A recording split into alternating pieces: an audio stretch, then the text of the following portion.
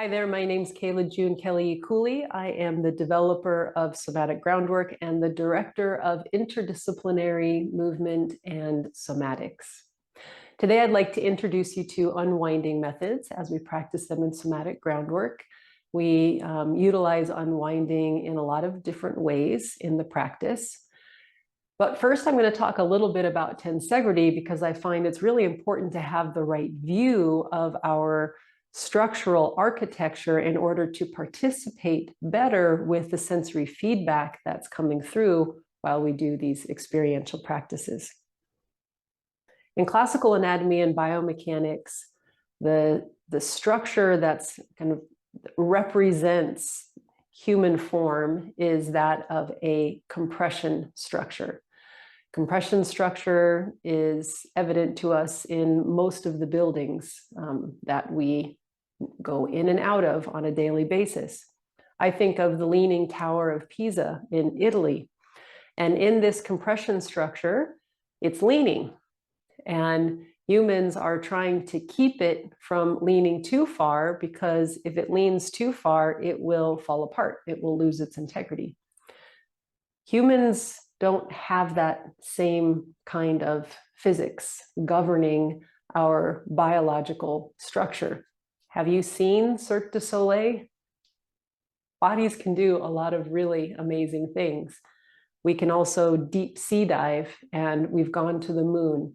So it's obvious that we are not completely dependent upon gravity for the structural integrity of our human movement system. There's another model that does a better job of representing how it is that we are in this form, and that is the model of tensegrity. So this is my tensegrity structure, and this is a handmade tensegrity structure. I used some wooden stir sticks and some hemp twine to create this. The stir sticks are the compression elements and the hemp twine are the tension elements.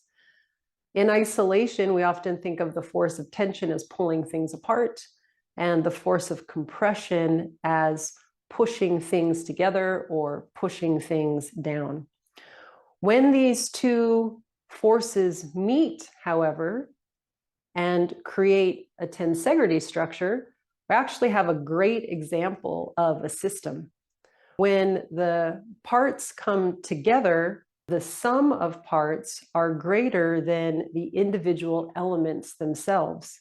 For example, right before I put kind of the final string through the sticks here in order to create this tensegrity, this was a floppy pile of string and sticks with no shape and certainly did not have the ability to maintain volume. One of those emergent properties as these two forces come into interrelationship is that of maintaining a volumetric space. There are many teachings that can come from this tensegrity that we can relate to human movement. The one that I want to hone in on right now is that of the auxetic principle. If I take two of these struts and I begin to pull the struts away, the entire size of the tensegrity changes. It gets bigger. It expands. And as I press those two struts in towards one another, the tensegrity shape shrinks. It gets smaller. And this occurs throughout the entire system of the tensegrity. It's omnidirectional shape changing as it expands and shrinks. There is no material lost or gained in this shape changing. It's also very clear to feel with my hands that the forces are distributed in its movements of shrinking and expanding.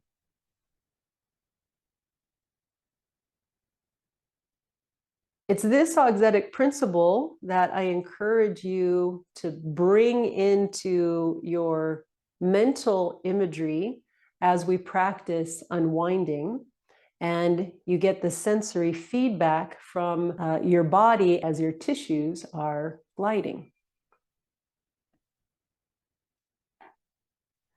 So with that idea of the expanding and the shrinking, bringing one of your hands in front of you and begin to open and expand your hands like a star, and then bring your fingertips into a soft fist, closing the hand, opening and closing the hand. And at first, noticing this shape change here of your hand, and how there's a very different size when the hand is open and when the hand is closed. And relating this to that auxetic principle that we were just talking about. And now as you begin to move the hand out and in, also pay attention to what sensations you're getting through the hand.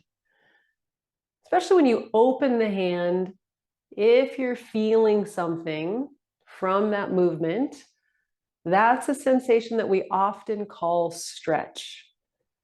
So stretching is one of those things that we feel when we open, expand, lengthen something.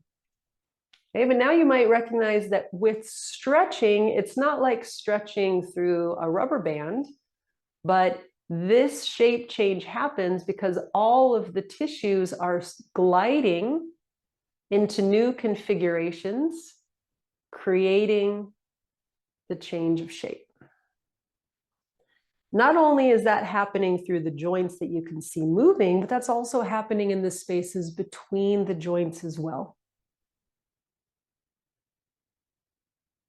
Okay, so paying attention now to that feeling of the opening and move into that sense of expansion. I notice that through the palm, through my thumb, beginning to take my fingers back. That's now moving through my wrist and down my forearm. As I sustain and hold that, I'm also noticing that move through my pinky. So that's that force distribution. So if you sustain the hold, keep expanding and folding the wrist where the back of the hand is coming towards the arm, opening up the front of the wrist, reaching your fingers. Notice how the sensory feedback changes and see if it becomes more global, right? So there's more locations where you notice things. And then letting all of that relax, letting the wrist fall forward, allowing the fingertips to soften, almost like a dripping quality. And I just took an extended breath, which is also an auxetic shaping, the movement of diaphragm. And now I'm going to take my hand, my other hand over the top here, and I'm going to gently press down and notice what sensations come through when you do that. Might start to feel now on the opposite side of the wrist. Depending on if you press more into your pinky or you press more into your thumb, you might notice some things into the forearm. If you extend your elbow and do that, that might change the sensory feedback as well. So noticing the force distribution as you pause into the movement and pay attention. And letting that go through that hand. All right, let's balance this out. Let's do the other hand. So just this opening and closing of the hand. Noticing that shape change through the hand and how it's very different size when the hand is open than when the hand is closed. But of course, it's not that any one of your fingers actually changed in length. Your palm didn't shrink, right? This shape changing is happening because of the configuration of the parts and how they're moving with one another. And then begin really opening up the fingers, spreading the palm, noticing what sensory feedback comes through there. Same thing, I'm really feeling it around the thumb. And then begin taking the fingers back of the hand towards the arm. So the inside of the wrist lengthening there. And depending on where your arm is in space and if your elbow is bent or straight, you might notice different feedback as I go into twist my whole entire arm. That also changes feedback. And if that sensation was really local or kind of, specific in one area, has it now moved and distributed into a wider locations?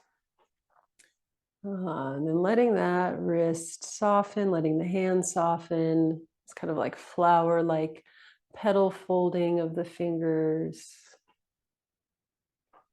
And then when you're ready, taking your other hand on top of that hand and pressing into it a little bit. And then notice what shows up. Where's the sensory feedback now? And if you press into the pinky side or the thumb side, just changing the rotations a little bit, how does that change what the sensations are? And then if you lengthen out the elbow or fold the elbow or change the position, like right now, I can sense that all the way up into my shoulder, right into the base of my neck, into my chest.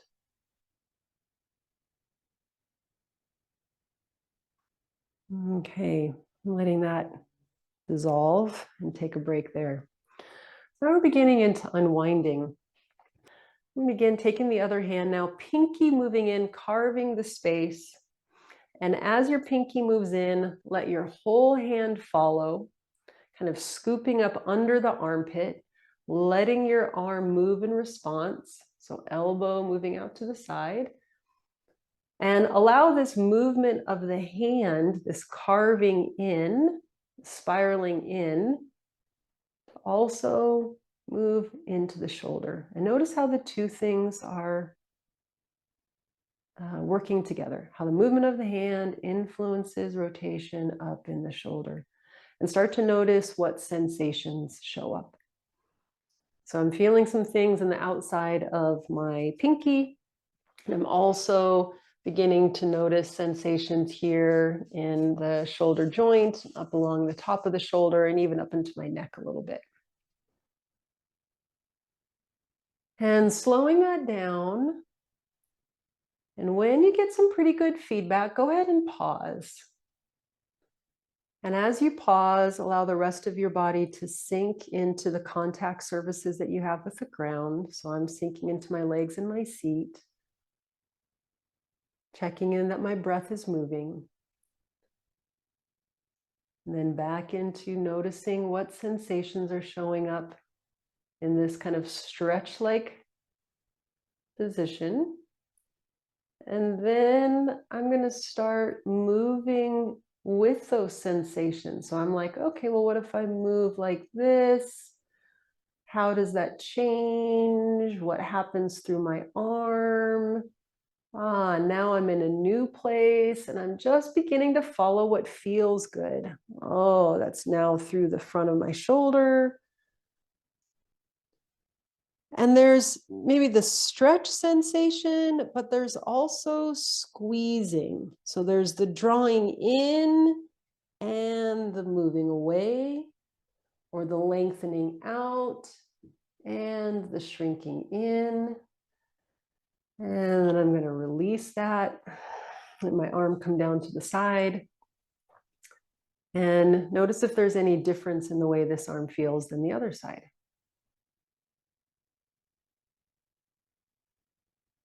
Okay, so I'm going to the other side now. I'm going to start with the same movement. So usually with unwinding, there's some kind of movement that you begin, some rhythmic movement. Right now, this rhythmic movement is this carving in. Some of you might know this as the beginning of like a teacup exercise. Pinky carving in, fingertips moving towards the body. And I'm essentially doing this to track the relationship of the hand rotation and noticing how that influences my shoulder. Okay, now you're moving towards what either feels good, brings some sort of pleasure, And or where you're like, yeah, that's kind of sticky and stiff. What happens if I kind of work with that area? And when you find something like either of those, either it feels good or it's kind of sticky and stiff, then go ahead and pause there, letting that shape be whatever it is. Okay, noticing the sensory feedback. Again, yielding into the support of the ground. So for me, again, legs and seat. Allowing my breath to do its natural circulation in and out. And then beginning to move with that feedback. So I'm just going to keep moving towards either what's feeling good and or the place where it's sticky, and see what else comes up. And you're not thinking about it so much as just allowing for the next movement to unfold, and then watching, paying attention to what shows up when you move. And so now I'm here in this position, a little bit of a head turn, arms back behind me, but I'm like, yeah, I'm going to pause here because I'm getting a strong sense of expansion through the front of the shoulder, down into my side body. And now my neck is going to be involved. Oh, and there's a little sticky spot in my neck. And then I pause again and I breathe. And I yield. And then I follow the next movement impulse.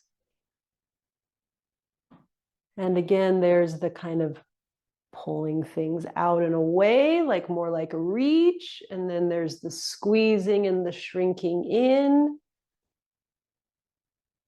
You're trying to get into all of those little tissue areas in between the major joints. And then letting that go when you feel ready.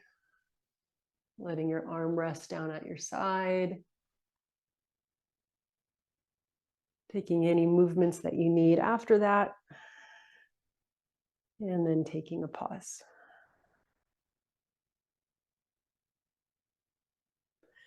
Now bringing both hands together, looping them together, bringing hands in, and then flipping and pressing palms away, and doing that a few times, bringing palms in, pressing palms away. And then allow your spine to be a part of this as well. So as you press away, spine curling back, and then flipping, bringing the hands in, let the spine rise as well. So some kind of wave-like motion here where you can pull and return through this looping of the arms, influencing now movement of the spine. Imagining the tissues gliding and all of those reconfigurations of the shapes, expanding and shrinking. And then allowing this to move into whatever the next best movement is. Now that we've awakened up the thoracolumbar fascia in the back, we're going to generally get some pretty big sensory feedback through that. And now allow this kind of unwinding to occur through upper back and spine. And there's one other somatic technique that I'll introduce here, which is that of micromovements. And so micromovements are small rhythmic movements, little oscillations, small rotations, little nudges. It's like kneading your own dough. Again, in areas where it's like, it feels good, it brings pleasure. Or you're like, yeah, that's pretty sticky. I haven't moved in that area for a while. Not even sure what's happening there. And you want to explore what it would be like to bring some movement through that area of your body. Pausing whenever you want to pause, allowing for more of a sustained melting stretch in that place. Returning to your breathing. And also kind of allowing your effort to move down through the contact points that you have with the ground. Oh. It's very common in unwinding activities to have spontaneous pandiculation arise. And I think about pandiculation really being the neurobiological unwinding. But in our society, pandiculations or yawns are often, they're inhibited. They're seen as disrespectful or as a sign that you're bored. But I say when the urge for a pandiculation comes on, to slow it down, pay attention to the sensations, notice the squeezy, stretchy moments in it. Imagine your tissues gliding and expanding and shrinking and reconfiguring, allowing movement through that area, creating all sorts of beneficial changes on kind of that deeper fluid physiological level, improving tissue gliding, hydration, all that good stuff. And then after that phase of movement is complete, allowing yourself to come back to quiet and notice how you are now.